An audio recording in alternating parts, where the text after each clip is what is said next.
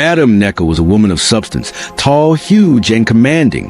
Her presence alone could silence a crowd. She was known all over Port Hackett as a no-nonsense woman, one who never took rubbish from anyone. She owned one of the most famous roasted plantain joints in the city, a spot simply known as the final bus stop. And truly, that name fit perfectly. Anyone who tasted Madame Necker's bully once always came back with friends, family, and sometimes even strangers. Her bowl was legendary, soft, smoky, perfectly grilled, and always served with the richest sauce you could imagine. People booked her for weddings, birthdays, and big events. Her brand was that strong. Yet behind that warmth and charm she showed her customers, there was another side, a darker, harsher one. To her customers, Madame Na was all smiles and politeness, calling them my darling, my king, or my sweet customer. But to her workers, she was a storm. A single mistake, a burnt plantain, too much pepper, a delayed order could earn a worker a hot slap before they could even finish saying sorry. Her first ever worker, a Homer, knew this better than anyone else. To Madame Inca, Homer wasn't just a worker. She was her personal punching bag. Although most traders who had shops beside Madame Nika minded their own business, none of them could deny what they saw. They often witnessed a harsh way she treated her workers. The shouting, the slaps, and the insults that echoed across the market. But instead of speaking up, they pretended not to see. Behind closed doors, however, their tongues were sharp. That woman will use her hand to kill those children one day. One of them said, "You're right." Another replied quietly, "I wonder what life is like in our home. If someone told me she beats her husband, I would believe it. How can anyone treat workers like that all because of a 30,000 naira salary?" They gossiped, but their words never reached Madame Necker's ears. To her, everything was fine. Her business was booming. Her customers were happy, and her workers were terrified. One day, Homa, her first and most loyal worker, was peeling yam. She worked carefully, but by mistake she sliced off a big chunk and almost threw it away as waste. Before she could hide her error, Madame Nika's loud voice came from behind. Are you done?" Panicking, Iam quickly sat on the yam, the freshly peeled new yam, to hide her mistake. It worked.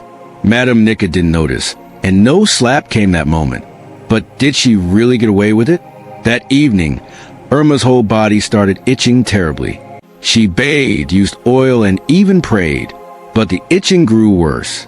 Then she remembered she had sat on a new yam. Still, she didn't quit. She needed that job to survive. Her small POS work paid only 15,000 naira, and that was barely enough to live on. So, she endured the pain and went back to work the next day.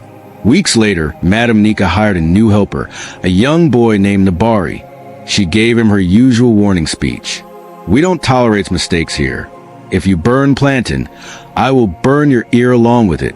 Nabari nodded quickly, determined to do well.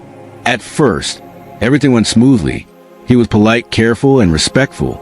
But one afternoon, 3 plantains got burned under his care. Before he could explain that he was attending to a customer, a loud slap landed on his face, so hard that his ears rang. He stood there shocked. He had only worked for a week. Even after the slap, he still tried to explain himself. Later that evening, while walking home with the other workers, he asked quietly, "Was that slap a mistake?" The others exchanged looks, but said nothing. That was when he understood it was not a mistake. He endured for another month, then quietly left the job. A few days later, a new girl joined the team. Goodness, a beautiful, curvy, soft-spoken young woman with a kind heart. She followed every instruction carefully and tried her best not to upset Madame Nika. But her beauty attracted attention. Many men who came to buy admired her openly, and Madame Nika didn't like it.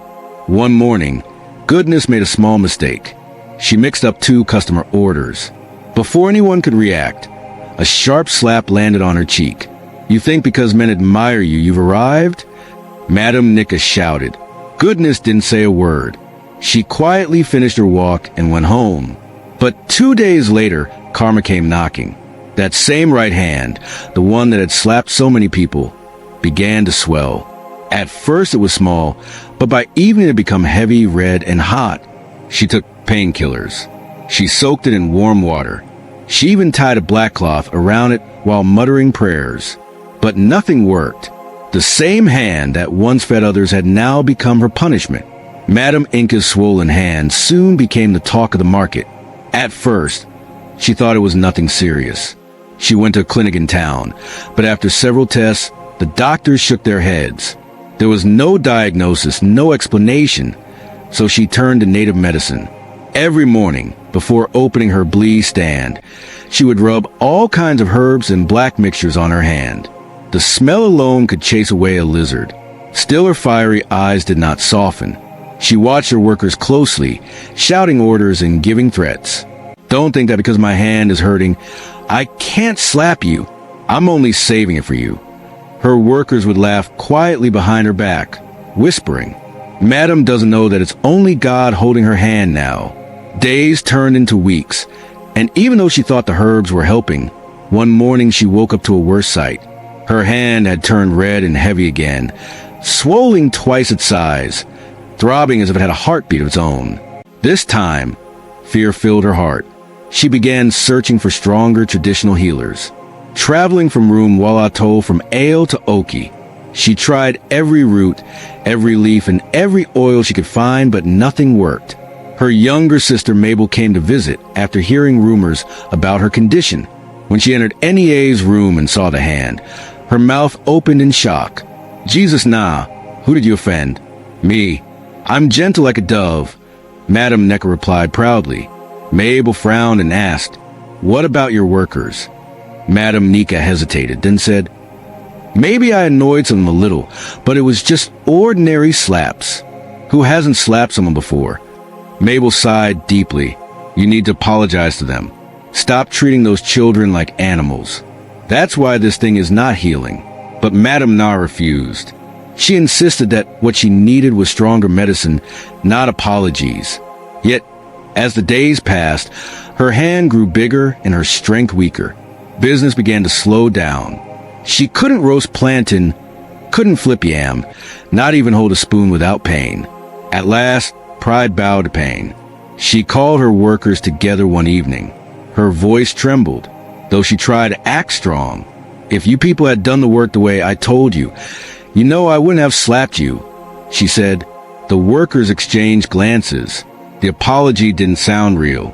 But when nothing changed, when her hand still refused to heal, she finally broke down. Tears rolled down her cheeks as she called each walker by name. Ama, goodness. Tarnabari, begging them for forgiveness. This time her apology was sincere, and slowly like a miracle her hand began to heal. Day by day, the swelling reduced. The redness faded. The pain disappeared. During her healing, Madame Necker changed completely. She told her workers to stay 3 miles away from her whenever she got angry. I don't want to accidentally slap anyone again, she would joke. They laughed, not out of fear, but out of peace. For the first time, the shop felt calm and joyful. Madame Nika had finally learned her lesson. But what no one knew was that Nabari, the quiet boy she once slapped, was actually Goodness's brother. He had promised himself never to raise his hand against a woman, no matter what. So when he left, he sent his sister to walk there, not for revenge, but for justice that only destiny could bring. And truly, it was after Goodness joined that Madame Necker's hand began to swell. She never discovered the connection, but fate had already balanced the skills. From that day forward, she became a new woman, humble, kind, and gentle. And the people would say, if you want to know what pride can do, ask Madame Mina, the woman who fought with her own hand and lost. When Madame Nika finally changed, the news spread fast to the market like morning fire. Everyone could see it. She was no longer the same woman who once backed at her workers or slapped them for the smallest mistake. Her neighbors who used to gossip about her cruelty now spoke kindly of her. You see, Madame Nika? One trader said now different person she don't turn to. True talk. Another replied even her bully sweet past beforehand know they fight, they cook better food. Business began to blossom again. Old customers returned. New ones came in numbers. Soon she expanded her shop, added more chairs, more umbrellas, and even employed more hands. But this time, her workers were not afraid. They laughed, sang, and walked together like family. Madame Necker treated them with kindness, and every morning before lighting her charcoal, she whispered a quiet prayer. God, let these hands feed people, not hurt them again. Yet behind her story of healing was a secret she never knew. Nobari, the quiet boy she once slapped, had not left in anger. He had left with a plan, not for revenge, but for justice. When he sent his sister Goodness to work at the bully stand, he told her, "Men don't fight women with feasts, but sometimes heaven needs a messenger."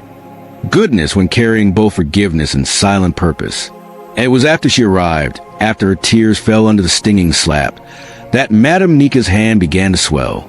Fate had completed the circle. It wasn't witchcraft. It wasn't a curse. It was simply justice served by the same hand that caused the pain. With time, the truth no longer mattered. What mattered was a lesson. Madame Necker became a changed woman, humble, kind, and respected. Her bully stand became not just a final bus stop for customers, but a home of second chances.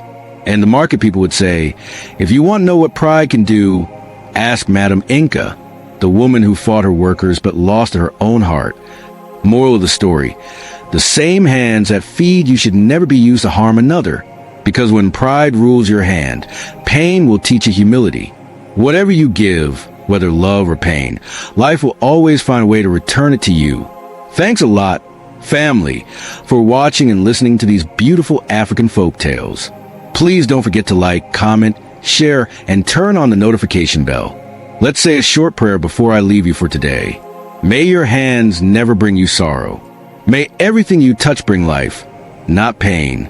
May your labor yield peace, your words sow kindness, and your heart never grow proud when blessings come. If pride has ever made you hurt another, may God grant you the grace to make it right. If you've ever been hurt by those in power, may heaven fight silently for you and restore your joy. May your home never lack food, and may your hands never lose their strength to create good things. As Madame Mecca found mercy, so shall you find mercy in every season of your life.